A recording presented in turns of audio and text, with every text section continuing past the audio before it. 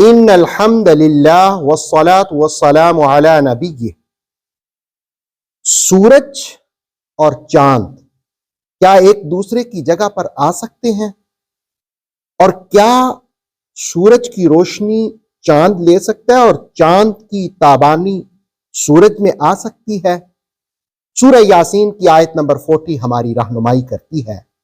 لَلشَّمْسُ يَنبَغِي لَهَا، نہیں سورج کی پہنچ کے، شمس سورج، ان تدرک القمر، کہ وہ پکڑ لے چاند کو، قمر کہتے ہیں چاند کو، وَلَا اللَّيْلُ سَابِقُ النَّهَارِ، اور نہ ایسے کہ رات دن پر سبقت لے جائے، وَكُلٌّ فِي فَلَكٍ يَسْبَحُونَ، اور ہر ایک اپنے مدار میں تیر رہا ہے۔ سورج ہو یا چاند یا باقی سیارے، یہ سارے کہاں پر چمکتے ہیں؟ یہ سارے فلک پر چمکتے ہیں۔ یاد رہے کہ سورج اور یہ باقی سیارے چاند سمیت یہ آسماں پر نہیں ہیں، یہ فلک پر ہیں۔ آسماں اور ہے، فلک اور ہے۔ فلک اس مدار کو کہتے ہیں جس میں یہ سیارے گردش کرتے ہیں۔ علامہ آلوسی نے تفسیر روح المعانی کے اندر لکھا کہ اکثر مفسرین فرماتے ہیں کہ آسمان سے نیچے فلک ہے، اور جو سب سے نیچے والا فلک ہے اس پر چاند ہوتا ہے، پھر اس سے اوپر جو ہے وہ عطارد، پھر اس سے اوپر زہرہ، پھر سورج، پھر مریخ، پھر مشتری، پھر زحل، پھر 8ویں نمبر پر فلک البروج، اور پھر 9ویں نمبر پر فلک اعظم، اور پھر اس کے اوپر آسمان ہوتا ہے۔ لَلشَّمْسُ يَنبَغِي لَهَا أَن تُدْرِكَ الْقَمَرَ۔ سورہ یاسین کی 40 نمبر آیت نے سورج اور چاند دونوں کا ذکر کیا۔ اچھا، دونوں روشنی اور نور رکھتے ہیں، لیکن سورج کی ساخت اور ہے، چاند کی ساخت اور ہے۔ سورج کی حقیقت اور ہے، چاند کی حقیقت مختلف ہے۔ سورج کا مقصد اور ہے، چاند کا مقصد اور ہے۔ سورج کی حرکت اور ہے، چاند کی حرکت، دونوں میں حیرت انگیز فاصلے موجود ہیں۔ لَلشَّمْسُ، آیت کا آغاز لا حرف نفی سے ہو رہا ہے، یعنی عقیدہ سازی کی جا رہی ہے کہ قرآن پڑھنے والوں، سورج اگر چمکتا ہے، روشنی دیتا ہے، اس کی تابانیاں ہیں، تو سورج میں خود طاقت نہیں ہے، یہ طاقت اور اختیار سارے اللہ رب العالمین کی پاس ہیں۔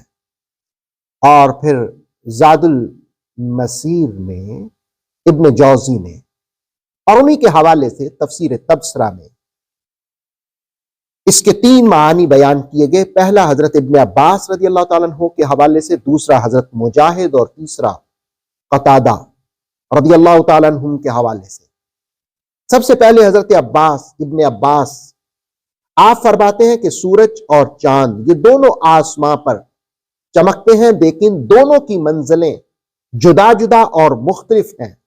نہ سورج کی یہ مجال ہے کہ وہ چاند کے دائرے میں جا سکے، اور نہ چاند کے اختیار میں ہے کہ وہ سورج کے مدار میں جا گھسے۔ ہر ایک پوری طرح اپنے پیدا کرنے والے کی گرفت میں ہے۔ حضرت مجاہد رضی اللہ تعالیٰ عنہ فرماتے ہیں کہ لَلشَّمْسُ يَنبَغِي لَهَا أَن تُدْرِكَ الْقَمَرَ کا مفہوم یہ ہے کہ سورج میں یہ قوت اور طاقت نہیں کہ وہ چاند کی روشنی اور نور کو پالے، اور نہ ہی چاند میں یہ طاقت ہے کہ وہ سورج کی تابانیوں کے مشابہ ہو جائے۔ دونوں روشنیاں ہیں، لیکن دونوں روشنیاں متغیر ہیں، آپس میں الگ الگ ہیں۔ اور حضرت قتادہ رضی اللہ تعالیٰ عنہ فرماتے ہیں کہ ان کا مفہوم یہ ہے کہ ایک روشنی آتی ہے تو دوسری چلی جاتی ہے، یعنی سورج جاتا ہے، اس کی روشنی جاتی ہے تو چاند آ جاتا ہے، چاند جاتا ہے تو سورج آ جاتا ہے۔ یہ اگر یہ اتصال ہو جائے، مکس ہو جائے، تو پھر دن اور رات کا تصور ختم ہو جاتا ہے۔ لَلشَّمْسُ يَنبَغِي لَهَا أَن تُدْرِكَ الْقَمَرَ، سورج اور چاند کی روشنیوں سے قرآن مجید اپنے پڑھنے والوں کی یہ تربیت کرتا ہے کہ ایک اچھا شخص، ایک پسندیدہ ذہن وہ ہوتا ہے جو نور اور روشنیوں کا متلاشی ہوتا ہے، اور تاریکیوں کے عاشق مچھر ہوا کرتے ہیں جن کے دم قدم سے زحمتیں اور اذیتیں پھوٹتی ہیں۔ ایک قرآن پڑھنے والے کو، مسلمان کو، دوسروں کے لیے روشنیاں بانٹنی چاہیے۔ اور پھر ایک اور دلچسپ بات کہ سورج کی رفتار سست ہے چاند کے مقابلے میں، چاند کی رفتار تیز ہے۔ تو کہا کہ جو تحریک حق کے کارکن ہوتے ہیں ان میں کچھ نرم بھی ہوتے ہیں، کچھ گرم بھی ہوتے ہیں، کچھ تیز فاسٹ بھی ہوتے ہیں، کچھ سست بھی ہوتے ہیں، لیکن اصل مقصد یہ ہے کہ اجتماعی جدوجہد درست ہونی چاہیے، منزل نیک ہونی چاہیے۔ سورج اور چاند کے بعد پھر فرمایا کہ وَلَلَّيْلُ سَابِقُ النَّهَارِ، اور نہ ایسے ہے کہ رات دن پر سبقت لے جائے۔ رات اور دن کے مضبوط اسٹرانگ سسٹم کا ذکر کیا کہ دونوں اپنے اپنے نظام میں جکڑے ہوئے ہیں۔ اگر دن کی روشنیاں رات میں نمودار ہو جائیں اور رات کی تاریکی دن میں آ جائے تو پھر دن اور رات کا تصور ختم ہے۔ لیکن اللہ رب العالمین کا نظام دیکھیں کہ دن کی روشنیاں دن ہی میں جلوہ گر ہوتی ہیں اور رات کی تاریکیاں رات ہی میں ہوتی ہیں۔ اور پھر فرمایا کہ وَكُلٌّ فِي فَلَكٍ يَسْبَحُونَ، ہر ایک اپنے ہی مدار میں تیر رہا ہے۔ جس طرح سورج چاند اپنے مدار میں ہیں، ایک دوسرے کے مدار میں نہیں آتے، اسی طرح دن اور رات ہیں، وہ اپنے سسٹم کے تحت آتے ہیں، ہر ایک اپنے مدار میں گھومتا ہے۔ تو قرآن مجید دراصل یہ تربیت کرتا ہے کہ قرآن پڑھنے والوں تم بھی اللہ کے نظام کے پابند ہو جاؤ، اس کے حلال کو حلال جانو، حرام کو حرام جانو۔